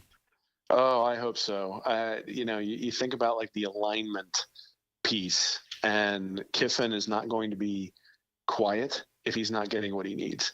And so if you're just going to make a change at head coach, if you're not going to change stuff in the administration, if Scott Strickland's still going to be around, if that alignment is still going to be in place in terms of who's in charge, then a strong personality who will turn the fans against those people if they don't do what Kiffin wants is important. And so he's about as strong personality as you can get. So, yeah, that's where I'd call first. Will Miles, readandreaction.com. Will, tell the good folks here in Jacksonville about the website and where they can find your work. Yeah, so like you said, readandreaction.com. We do pregame previews. We do postgame recaps. Usually really try to break down into the stats in the film and try to explain to you why something happened, not just what happened, and sort of the X's and O's behind what's going on during the season. So not sure you can get it anywhere else, so appreciate you having me on. Will, always appreciate the time. We'll talk again soon, my friend. Thank you. All right, thanks. A sturdy defense keeps your end zone safe like a superior fence keeps your family and pets safe. It's fantastic. After the game, catch the Superior Fence and Rail Defensive Player of the Game. What a baller. On 1010XL. Hacker here, and I've got something to celebrate. Honestly, I never thought I'd be able to say this. I'm on the countdown to dropping 100 pounds. Yes, sir. 90 pounds already, thanks to Awaken 180 weight loss, and I'm just 3 weeks away from hitting the big 100. The best part? I'm reaching that 100 mark in months, not years. Life-changing and life-saving. No doubt about it. I had pretty much given up on trying, but now I'm going to be here for my son, my wife, my family, and most importantly, for myself. I'm living my life to the fullest, and I didn't know just how easy it was to make happen with Awaken 180. When I hit that 100-pound mark, we're going to celebrate big. I'll keep you updated every week as I get closer, and you can even join in on the celebration. Details to come. In the meantime, pick up the phone and make your own 180. Call 844-346-1800 or online at awaken180weightloss.com. Baloo for Shinatri Chiropractic. They've helped me get rid of my headaches and pain in my neck and back. Are you suffering from an auto accident? What about TMJ pain? Headaches associated with jaw clenching, grinding of the teeth, or stress-related disorders? Shinatri Chiropractic has a physical therapist on staff for rehabilitation, quality chiropractic care, dry needling, massage, and acupuncture. Call 743-6700 or go to ShinatriDC.com. I open the door and take you inside the locker room to get you closer to the field, the players and coaches you care about. Get a look at Hayes' blog on 1010XL.com. My blog is brought to you by Roland Reach Plumbing, where quality and experience count. Thermal Engineers is hiring. Thermal Engineers is a commercial HVAC contractor serving North Florida for over 20 years. Qualified technicians and installers. How does top pay, 401k, and full benefits sound? And a signing bonus. Is it time for a positive change in your career? Join the family-oriented commercial HVAC contractor at Thermal Engineers. Call 230-1172 or go to Thermal Engineers, Inc., an equal opportunity employer. Don't bet the National Football League this season without your VSiN NFL betting guide. Betting previews for all 32 teams, betting trends, VSiN's exclusive in-depth win total projections, and a guide on how to use betting splits to bet and win. Download your free copy of the guide right now, featuring a betting preview of your Jacksonville Jaguars. 1010XL.com. That's 1010XL.com. It's the best time of the year again. It's football season, and with football season here, fantasy football has arrived. And forget the season-long leagues. Underdog Fantasy and the Underdog Fantasy app is the way to go. I've been playing it now for almost a year, and it is just suits me to a T. First of all, it's simple, right? Just choose higher or lower on statistical projections, or compete against others in player v. player fantasy games. Either way, there's so many options. There's research there on the site. It's easy to use, and right now, you can get a little bit extra. That's right. Go to the mobile app or UnderdogFantasy.com. Sign up with the promo code PROSSER. They're going to give you a special to use on your first contest and a deposit offer. That's Underdog Fantasy, promo code PROSSER, and claim your new customer offer. Do it right now, plus a first-time deposit offer of up to $1,000 in bonus cash. Got to be 18 or over, got to be present in the state where it's played, and call 1-800-GAMBLER or visit ncpgambling.org if you have a problem.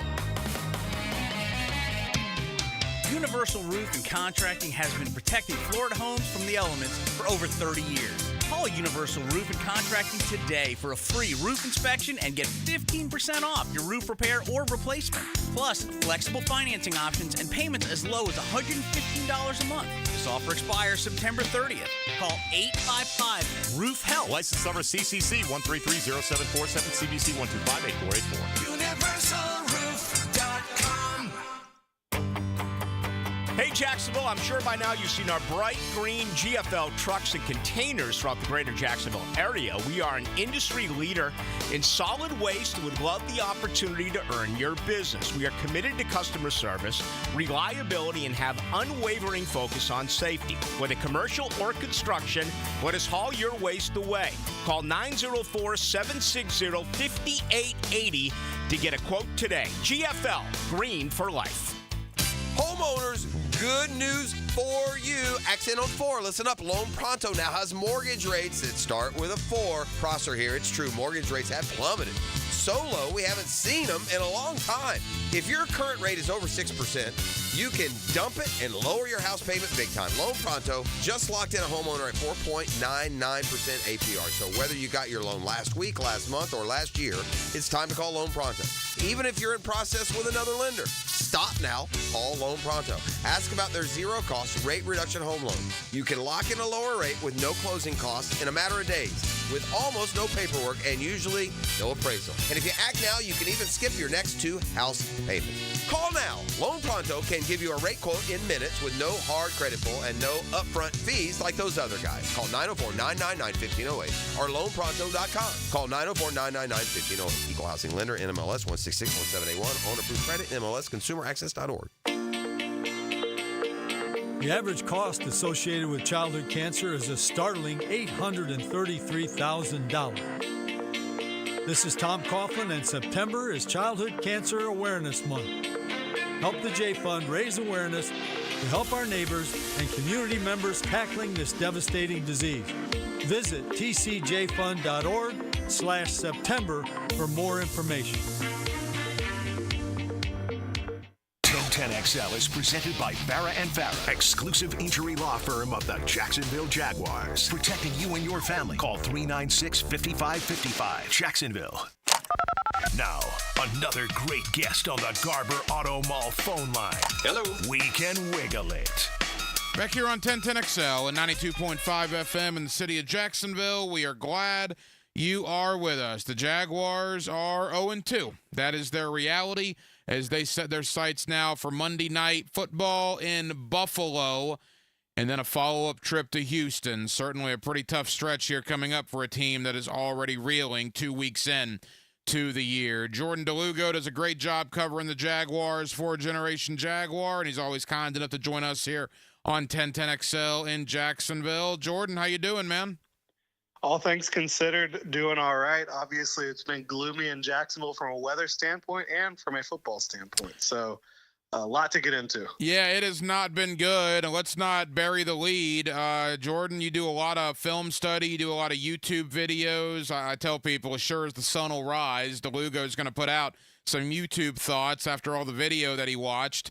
What's wrong with the offense, man? What is the problem? Yeah, that's what I was just watching this morning, actually. And I think it's harder to identify exactly what's wrong with the offense because there are so many issues with the offense right now. I mean, you can certainly look up front with the offensive line execution in the run game. There's so many times where the Jaguars have somebody pulling and they're just unable to get to the assignment, like Cam Robinson pulling, trying to reach a linebacker on the other side of the line and can't get hands on him, or Cam Robinson trying to work to the second level, can't get hands, or a receiver missing a block, a receiver being tasked with blocking a defensive end. You know, Brian Thomas Jr. tasked with getting over to the C gap to actually block a safety, incoming blitzing safety. Like, there's just so many things that don't work from a protection standpoint, from execution and conceptually, in my opinion. It looked like the Jaguars were completely unprepared to take on the Browns linebacker and safety blitzes, which shouldn't have been a surprise. With this Jim Schwartz defense, it's going to come at times. And so unprepared for that, or unable to execute against the blitz. Trevor Lawrence struggled early in this game. For some reason, the Jaguars were trying to target Gabe Davis, who's being covered by Denzel Ward. Denzel Ward's one of the best corners in the league. Gabe Davis is not one of the best receivers in the league, so that's a mismatch in favor of the Browns.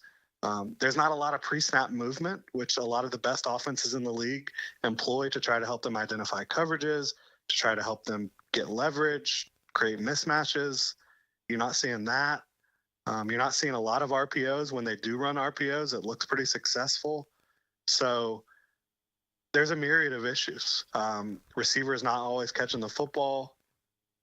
It's tough. It's tough to pinpoint it, but I think that you can certainly look at coaching and the players and say there's some sort of disconnect right now.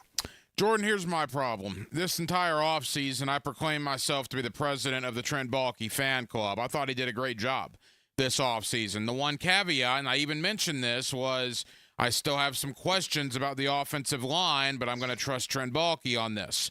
Other people were much more critical of the offensive line. All they did was add a veteran in Mitch Morse. They re-signed Ezra Cleveland. They brought back Cam Robinson and obviously Brandon Sheriff. We thought Anton Harrison would take a big step forward. The offensive line's been awful in the first two games, man. It's been awful. And a lot of people kind of expected this, except, I guess, the guy making the decisions in Trent Baalke, which is kind of indicting, is it not? Yeah, it's kind of funny with the offensive line. I actually thought the offensive line did a pretty good job in the first half. And throughout the game, it was just these little moments, like obviously on the safety. But like on that safety, you could also say from a play calling standpoint, why are you having a full drop back when you've got Myles Garrett hunting when you're at the 1 yard line? There's a lot of opportunities to run plays that can probably get you just a little bit of breathing room right there. So, yeah, the offensive line hasn't been great, but I think it's far from the only issue. I think it's the issue that people want to point to because to say, like I told you so type of thing. But the bottom line is in week one, the offensive line wasn't horrible outside of Anton Harrison, who had his worst game as a pro. He's a good young football player, had a bad game. Thought he played better in this game. And in pass protection, there was just these little moments. Brandon Sheriff giving up a easy inside push. Mitch Morse and Ezra Cleveland not being able to execute a double team against Alex Wright and Myles Garrett getting some outside leverage on Cam Robinson, forcing Trevor Lawrence to step up, and then Alex Wright is right there to get the safety. So it's just kind of these little moments, but there's little moments from every single group on the offensive side of the ball that are costing the Jaguars. Jordan DeLugo, Generation Jaguar, here with us on 1010XL in Jacksonville. Jordan, why are they not throwing the ball to Brian Thomas or Christian Kirk? Explain this to me. Yeah, that doesn't make any sense. We talked about it last week after the game. Brian Thomas Jr. had 5 targets in the first half, if you include the pass interference where he drew, obviously got the Jaguars down to the 1 yard line. This week, he was only targeted 4 times. Both times that he was targeted deep down the field, the Jaguars picked up big plays. He did have one drop, a catch, he should have caught that ball, obviously, over the middle.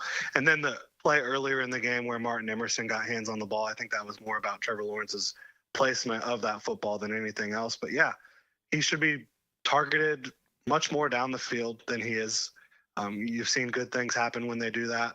They're struggling to find Christian Kirk. These guys were targeted a total of 7 times in this game, while you have Gabe Davis and Brenton Strange being targeted a combined 13 times. I just don't think that really makes a lot of sense. And yeah, Christian Kirk did have the touchdown that got called back due to an illegal shift. Even if you include that, Christian Kirk and Brian Thomas Jr. were both only targeted 4 times in this game. So again, it's just those little moments like the illegal shift where the team's shooting themselves in the foot. But yeah, they've got to target, in my opinion, their 2 best receivers more than they did yesterday. I want to talk about Doug Peterson and Trevor Lawrence. I want to begin with Doug. You've been to a ton of Doug Peterson press conferences over the last 2.5 years. I've been obviously there as well. Boy, that was an interesting one on Sunday after the loss to Cleveland. Now, it started last week, and I almost think you might have been one of the guys that asked one of the questions. I used the term salty. Doug Peterson seemed to be a little salty at some of the media last Wednesday, I believe. You could tell there was some frustration with some of the questions, or maybe it was last Monday after the loss to Miami. And then after the loss to Cleveland on Sunday, he just had short answers, like a guy maybe that just didn't know what to say. It was bizarre because Doug, even after losses, is usually a lot more upbeat, a lot more positive than what I saw Sunday evening. Yeah, and it was last Monday. And then Wednesday and Friday, I felt like you had a little bit more of like your usual Doug Peterson, but yeah, last Monday he certainly was testy or salty, however you want to put it. But and then this Sunday, like you mentioned, he was lacking the words, lacking the answers. And I think part of that is he feels like they put the players in positions to make plays and they don't from an execution standpoint. But I also think that they don't hit the easy buttons enough for the players to help them execute more consistently offensively. Like I mentioned, a lot of these Shanahan and McVay coaching trees, and even coaches from outside of that coaching tree, they use the pre-snap motion as a tool. They use RPOs as a tool. They use rub routes and pick routes more often. They have route concepts that kind of complement each other more often than the Jaguars do. So I think that there's a issue right now with the offensive play calling and design, and I think, as he's alluding to, there's issues with execution as well. Final moments, Jordan DeLugo, Generation Jaguar. That brings me to Trevor Lawrence. Trevor was not lacking for words on Sunday in his press conference. Trevor was angry. He looked ticked. And he basically said, look, we suck right now. I think that was a direct quote. We suck right now. Jordan, I've been to a lot of Trevor press conferences over the years, too. I know you've been there as well. That was as animated, angry, dare I use the word pissed, that I've seen Trevor after a loss than maybe I've seen him in his time here in Jacksonville. Yeah, and, I think that's a sign of leadership, and he's shown leadership since he's been here. In different ways, obviously, in the work he puts in and the way he's had to be, a different sort of leader at different points throughout his career. But he's right, as we've talked about, there's just different areas of this football team. The offensive line misses a block here. The receivers miss a catch there. Trevor Lawrence overthrows a football. I thought overall he did not play his best football, and he did not play good football early on in this game. But if you just go back and watch the second half, I thought he really pulled himself out of it, and he did a good job, and the offense left some points on the board, whether it was the Cam Little missed field goal, the Christian Kirk touchdown that was called back, obviously some pass protection issues, some drops here and there. I think Trevor Lawrence played a good half of football in the second half, but you need more than that. And people do forget the Browns have one of the best defenses in the league. So it's just going to be difficult to put up points consistently against them. But it's a frustrating situation for Trevor Lawrence because I think he knows that they do have the talent to get more done than they're getting done right now, and it's about the guys in that locker room, in that building, being able to find more cohesion between the coaching staff and the players and getting out there and just executing. Because, people can have this sky is falling approach, but the Jaguars have been very close in both of these football games. They had the lead the entire game against the Dolphins until the last play of the game. And in this one, they should have gone up 17-16, but for a Dearness Johnson misalignment there, illegal shift. And so the Jags are close, but close isn't good enough in the NFL. No, it's not, and they're 0-2. That's the reality. Final moments, Jordan DeLugo, Generation Jaguar. Jordan, as we begin to wrap up, look, the question has to be asked. The defense has played well enough to win the first two games. You hold your opponents to 20 points or less, you should win those games in the NFL. The offense has not held up their end of the bargain. Good locker room, high character locker room. I get all that, and that's all fine and well. At some point, the defense is going to look at the offense and say, guys, let's go here. Do you see any issues that could potentially brew with that situation? I think anytime there's a team that has expectations internally like the Jaguars have, from ownership down,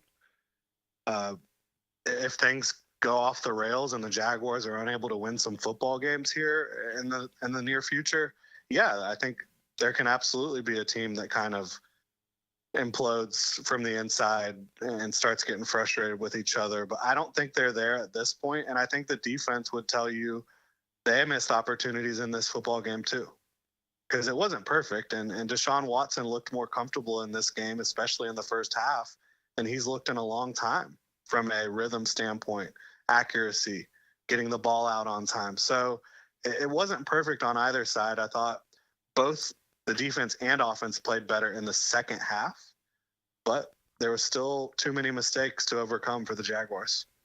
Jordan, final question. The next two games are brutal, let's be honest. The combined 4-0 at Buffalo on Monday night. Then you only have 6 days, a short week. You go to Houston. Your expectation. The Jaguars are staring 0-4 in the face right now. Yeah, you would certainly think so, just based on what Buffalo and Houston have done so far and what the Jaguars have done. But this is a matchup league. It's a week-to-week league. I would give the Jaguars a better chance of winning in Buffalo than I would in Houston right now. And if the Jaguars were at full strength in the secondary, I do think they could potentially go toe-to-toe with the Texans. But the biggest disadvantage the Jaguars are going to have over the next couple of weeks, not having Tyson Campbell, you're hopeful that Darnell Savage can get back. But the Bills don't have an elite group of receivers. They do have a lot of different guys they can get the football to. They don't have that true number one right now. But Josh Allen makes up for that, right? Josh Allen is the second best quarterback in the league without question, in my opinion. He's just such an incredible playmaker, and he's grown so much over the years. But the Jaguars have had the Bills' number, and the Bills don't have that true number one receiver or a couple guys like the Texans probably have two legitimate number one receivers with Diggs and Collins, and then Tank Dell's a very good football player as well.